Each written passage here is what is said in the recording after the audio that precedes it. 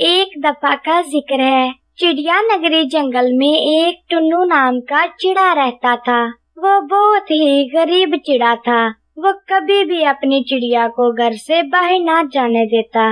वो जो कुछ भी कमाता लाकर अपनी चिड़िया को ही देता और चिड़िया मिल बांट कर हंसी खुशी जिंदगी गुजार रही थी कि अचानक मक्खू राजा ने महंगाई का ऐलान कर दिया। ए जी, सुनते हैं दिन ब दिन हमारे घर के हालात बहुत तंग हो रहे हैं। मैं क्या सोचती हूँ, मैं भी आपके साथ काम पर जाया करूँ। अरे नहीं नहीं टोनी चिड़िया, मैं क्या मर गया हूँ जो तुम काम पर जाओगी।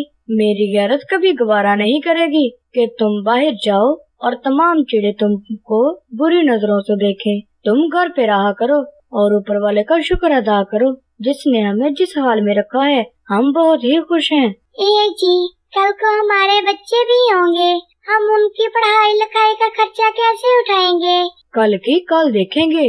अभी बच्चे नहीं हैं तो सिर्फ तुम खाओ पियो और घर पे आराम करो। तुम बस घर का ध्यान रखा करो, बाहर का ध्यान रखना मेरा काम है और कमाई करना भी मेरा ही काम है।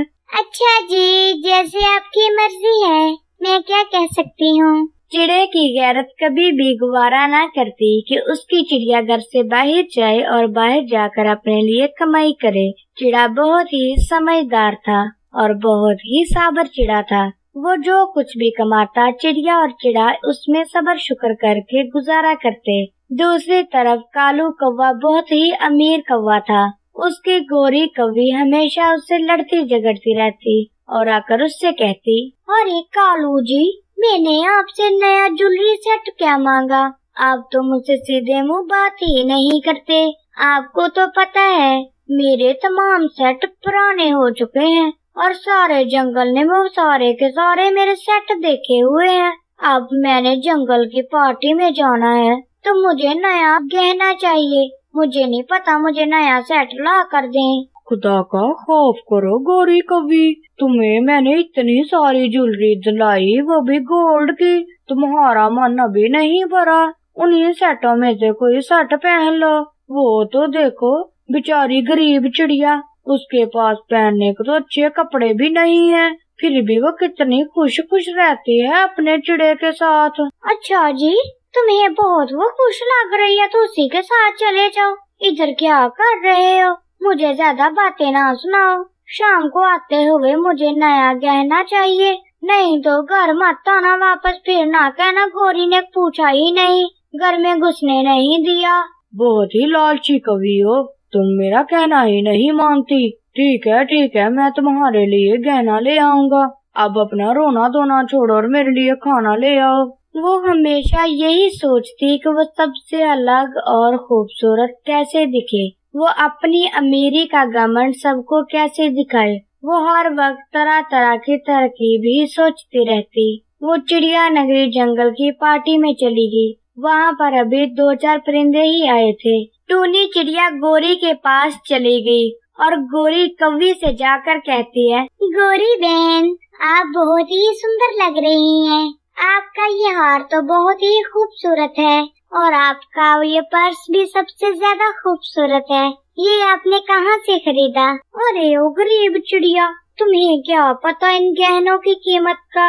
और गहने तो दूर, मेरा पर्स ही 1.5 लाख का है। तुम थोड़ा हट के खड़ी रहना, ये ना हो मेरे पर्स से कोई डायमंड या फूल उतार लो। ये इसका एक सादा सा फूल भी 50,000 का है। अरे गोरी बहन, आप कैसे मजाक करती हैं? मुझे आप बहुत ही अच्छी लगती हैं। मैं इसीलिए आपसे आकर बात करने लगी, वरना मैं कभी फजूल नहीं बोलती और ना ही मैं कभी किसी से बात करती हूँ। अरे गरीबों को अमीर हमेशा ही अच्छे लगते हैं, इसमें कौन सी कोई बड़ी बात है? अरे गोरी कवि, आप तो बहुत ही मगरूर हैं। मैं जो समझती थी आप तो उसके बिल्कुल ऑपोजिट हैं। मैं आइंदा आपसे कभी बात नहीं करूंगी और ये अपनी अमीरी का घमंड किसी और को दिखाइएगा। आप बिल्कुल अच्छी नहीं लग रही, बेसुरी कवि कहेंगी। गोरी कौवी टोनी चिड़िया से बात कर कर बहुत ही गुस्सा हो गई। वो टोनी चिड़िया को घूर घूर कर बस देखे ही जा रही थी। अचानक खामोशी तोड़ने के बाद चिड़िया से बोली, अरे ओ गरीब चिड़िया, दफा हो जाओ यहाँ से। ये हम अमीरों की पार्टी है, तुम गरीबों का यहाँ क्या काम? अरे हाँ, हो सकता है तुम यहाँ पे बर्तन धोने आई हो, और हाँ बचा कुचा खाना लेकर चले जाना। वैसे भी इस पार्टी में बहुत सारा खर्चा किया है मैंने, और ये तुम्हें राज की बात बताऊं, ये जंगल की पार्टी मैंने ही रखी है। तुम्हारी इत्तला के लिए बता ही देती हूँ। बस बस गौरी बहन, मैं सब जानती हूँ जो आपने पार्टी रखी है। ये पार्टी तो मक्कू राजा की तरफ से है। आप मगरूर होने के साथ साथ बहुत झूठी भी हैं। अपना मुंह बंद करो और अपनी शक्ल यहाँ से गुम करो। आइंदा मुझे नजर मत आना, बदतमीज टोनी कहेगी। गोरी कौवी को झूठ पकड़े जाने पर और भी ज्यादा गुस्सा आया। उसने टोनी चिड़िया से बदला लेने की ठान ली और मन ही मन में सोचने लगी, तुम कभी मेरे हाथ तो आओ, फिर तुम्हें बताती हूँ कि झूठी कौन और सच्ची कौन है। गरीब चिड़िया कहीं की। ये पार्टी मक्कू राजा की तरफ से चिड़िया नगरी जंगल में दी गई थी। तमाम परिंदे जमा होने के बाद मक्कू राजा ने ऐलान किया, मैं तमाम परिंदों को यहाँ पर इकट्ठा होने का तहे दिल से शुक्रिया अदा करता हूँ। मैंने तुम सबको इसलिए बुलाया कि मैं एक गांव बनाना चाहता हूँ जिसका नाम चिड़िया नगरी होगा। राजा जी, हम तो यहाँ पर जंगल में रहते हैं और ये जंगल किसी शहर से कम नहीं है, और आप सोच रहे हैं कि मैं इसको एक गांव बना दूं। ये गांव क्यों बनाना चाहते हैं आप? मैं इसे एक गांव इसलिए बनाना चाहता हूँ ताकि इसको एक अच्छा सा नाम दिया जाए, जैसे कि चिड़िया नगरी गांव। तमाम परिंदों की ये पहचान होगी और तमाम परिंदे अपने अनाज का 5% हिस्सा मक्कू राजा के घर पर जमा करवाएं, और जो मजदूर परिंदे हैं वो तमाम परिंदे जो कमा नहीं सकते, बूढ़े हो चुके हैं, वो मक्कू राजा के घर से खाना खाया करें। उनकी हिफाजत की जिम्मेदारी आज से मक्कू राजा की होगी। ये तो अच्छी बात है राजा जी, मेरे भी खाने पकाने की टेंशन खत्म हुई। नहीं गोरी कौवी, ये खाना फ्री का तुम्हारे लिए नहीं है। क्यों राजा जी? हम भी तो इसी जंगल के सदस्य हैं, तो फिर हमें खाना क्यों नहीं मिलेगा? देखो गोरी, एक तो तुम अमीर हो और दूसरे नंबर पे तुम अच्छी खासी हो, तुम्हें कोई मजदूरी नहीं है, इसलिए तुम अपना घर पे खाना पकाओ और खाओ। और हाँ टुन्नू, तुम भी कल से अपना सारा खाना यहाँ से ही लेके जाना और टूनी चिड़िया को भी अपने साथ ले आना।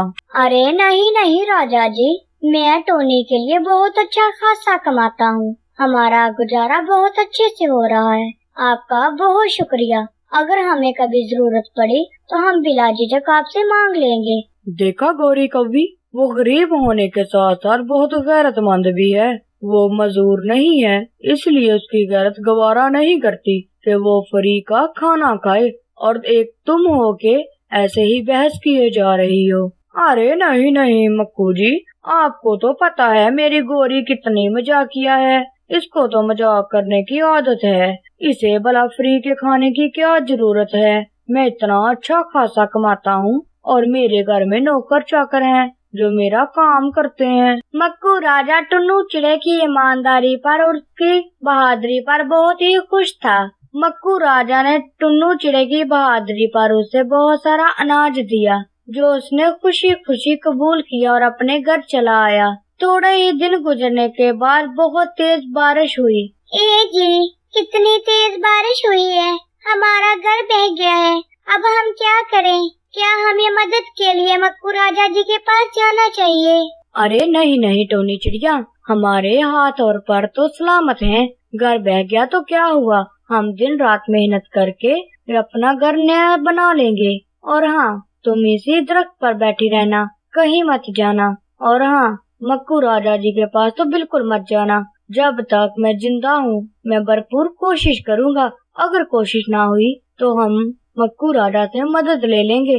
तुम बस फिक्र मत करो, यहाँ पर बैठकर दुआ करो, मैं जल्द ही घर का इंतजाम करता हूँ। टुन्नू चिड़ा सारा दिन दाना दुनका चुनता रहा और शाम होते ही घर के लिए बहुत सारी लकड़ियाँ लेकर आया। अरे टूनी चिड़िया, ये देखो मैं तुम्हारे लिए खाने के लिए फल लाया हूँ, और हाँ मैं बहुत सारे तिनके भी जमा करके लाया हूँ। सुबह होते ही हम अपना घर बनाना शुरू कर देंगे। ए जी, आप ठीक कह रहे हैं, मैं अभी फल खा लेती हूँ और सुबह होते ही मैं भी आपके साथ घर बनाऊंगी ताकि हमारा घर बहुत ही जल्द बन जाए। ठीक है चिड़िया, तुम अब जल्दी से सो जाओ ताकि हम सुबह जल्दी उठे और अपना घर बनाएं।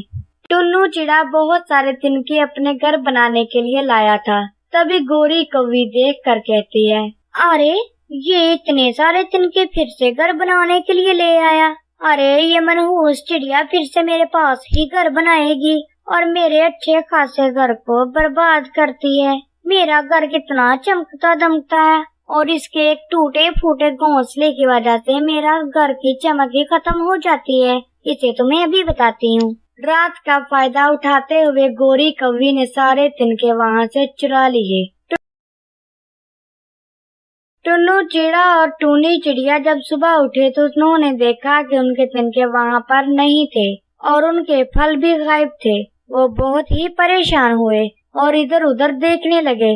जी, अब हम क्या करेंगे?